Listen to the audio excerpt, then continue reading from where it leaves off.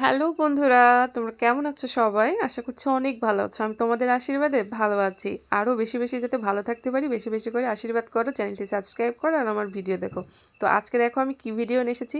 প্রত্যেকদিন তো রান্নার ভিডিও করি বাড়িতে বসে, কিন্তু আজকের ভিডিওটা একদম অন্যরকম। আজ আমি তোমাদেরকে নিয়ে যাব কোথায় বলো তো? না, এমনিতে কোথাও নিয়ে যেতে পারবো না, কিন্তু তোমাদেরকে মনে করিয়ে দেবো ছোটোবেলায় স্কুলে পিকনিক করতে। আমি তো জানি সবাই ছোটোবেলায় স্কুলে পড়াশোনা করেছো, আর ছোটোবেলায় সবাই স্কুলে এরকম পিকনিক করতে।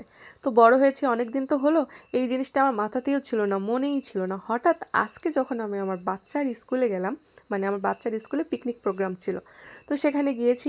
যাওয়ার পর আমি জাস্ট অবাক হয়ে গেলাম, যেন ছোটোবেলায় ফিরে গেলাম। মনে হচ্ছে যেন আমি ওদের মতো ছোট হয়ে গেছি স্কুলের পিকনিকে যেয়ে। তো প্রথমেই আমি আপনাদেরকে খাওয়া দাওয়াটা দেখাচ্ছি। আজকে আমাদের পিকনিকে খাওয়ার মেনু ছিল তেহেরি, আর মুরগির মাংস দিয়ে তেহেরি রান্নাটা এত দারুণ হয়েছে, এত দারুণ সেন্ট বেরোচ্ছে যে খাওয়ার জিনিসটা আগে আপনাদেরকে দেখিয়ে দিলাম, রান্নাটা পরে দেখাচ্ছি।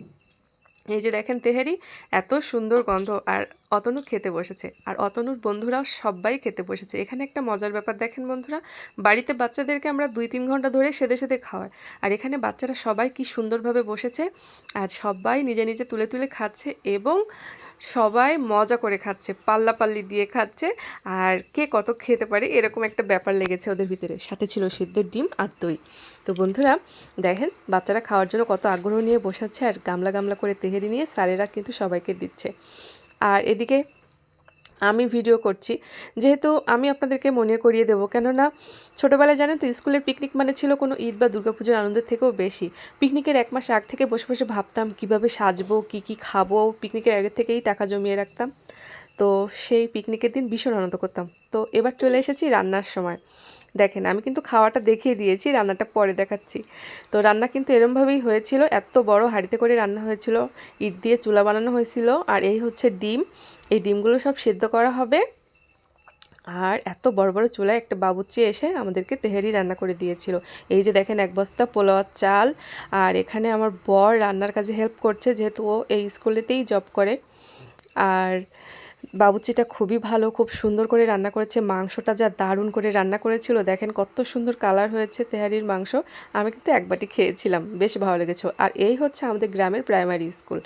এই স্কুলেই আমাদের গ্রামের সব বাচ্চারা পড়াশোনা করে, আর স্কুলটা খুবই ভালো, খুবই সুন্দর পরিবেশ।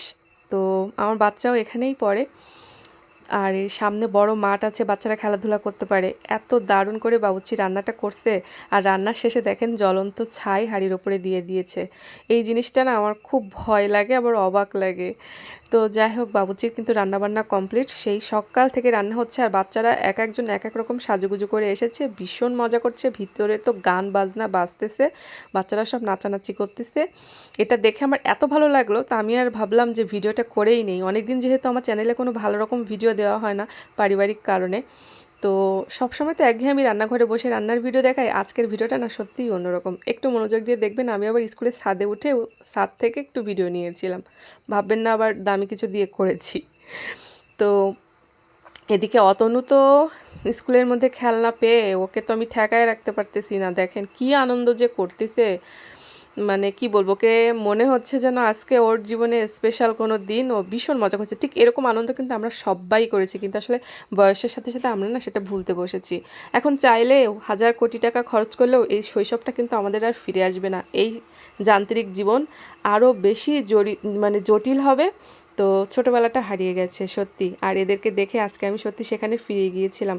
তো ভাবলাম আপনাদের সাথে একটু শেয়ার করি। ভিডিও করার কোনো ইচ্ছা ছিল না, যেহেতু আমার মন ভালো ছিল না, কিন্তু তারপরেও আমি একটু ভিডিও করে নিয়েছি। আর তার মধ্যে আমি আবার একটু স্টাইল করেছি, ছোটোখাটো রিল টিল বানিয়েছি। তো এদিকে আমি চুপচাপ বসেছিলাম একা একা, তখনও কিছু ভিডিও করছি। আমাকে কেমন লাগছে দেখতে অবশ্যই বলবেন। আমি স্কুলে পিকনিকে এরকম সিম্পলভাবে সেজেগুজে গিয়েছিলাম। তো আমি সাজলে আমার ছেলে খুব খুশি হয়, তো ওর জন্যই সাজা। মন খারাপ থাকুক আর ভালো থাকুক, যা কিছু করেছি ওর জন্য করেছি। জানি না কার কেমন লাগবে আজকের ভিডিওটা, কাউকে এক টেনে হেসড়ে শৈশবে ফিরিয়ে নিয়ে যেতে পারবো কিনা জানি না, কিন্তু আমি ফিরে গিয়েছিলাম, সেটাই আপনাদের সাথে শেয়ার করলাম। তো বন্ধুরা জানি না ভিডিও কেমন লাগবে। এদিকে বাচ্চারা ভীষণ নাচানাচি করতেছে, এটা দেখে তো আমি অবাক। এত ছোট বাচ্চারা এত সুন্দর করে নাচতেছে। আর কেউ 2-1 জন তো ক্যামেরার সামনে আসতে চাচ্ছে না, বলতে ক্যামেরার সামনে গেলে ভাইরাল হয়ে যাব। কি বলবো, পাগলের পাগলামি দেখে দারুণ মজা লেগেছে। জানি না কেমন লাগবে, ভালো লাগলে সাবস্ক্রাইব করবেন, লাইক কমেন্ট শেয়ার করে দিবেন। আর যদি একটু হলেও ছোটোবেলায় ফিরে নিয়ে যেতে পারি, আমার জন্য একটু প্রার্থনা করবেন, ঠিক আছে? আমি যেন জীবনের সব প্রতিকূলতা জয় করতে পারি। তো তো এদিকে একটা গান হচ্ছিল, গাছের পাতার টাকা কেন হয় না, আর সেই গানে এরা নেচে নেচে ফায়ার। আর কি যেন হচ্ছিল, অরূপসী কন্যা রে তোর কলসির ভেতর কি, মানে গানগুলোও অবাক। বাচ্চারা এইসব গানে কেমন সুন্দর নাচতেছে একটু দেখেন, চোখ জুড়াই যাচ্ছে। আর যাই হোক বন্ধুরা, ভিডিওটা আর বড় করবো না। এদিকে মেয়েরাও নাচানাচি করতেছে, দেখেন ওরাও কি মজা করতেছে, এক একজন সাজে এমনভাবে সাজ দিছে আমার না হাসি পাচ্ছে। এরা সাজুগুজুর কিছু বোঝে না, তারপরও যে যেমন পেরেছে সেজেছে, সবাইকেই কিউট লাগছে। তো ছোটোবেলায় আজকে ফিরে যেতে পেরে আমারও ভালো লাগছে, আপনাদের নিয়ে আসতে পেরে আরও ভালো লাগছে। জানি না ভিডিওটা ভালো লাগবে কি না, কিন্তু আমি সত্যি অবাক, এদের নাচ বাজনা দেখে। আসলে প্রত্যেক দিন স্কুলে পড়াশোনা করতে হয়, সেখানে আজকে নাচতে আইছে, এটা ভেবেই এরা অবাক। আর এই রুমের ভিতরে মেয়েরা নাচানাচি করতেছে, কবিতা বলা বলি করতেছে, খেলাধুলা করতেছে। ঠিক আছে, তো টাটা, ভালো থাকবেন।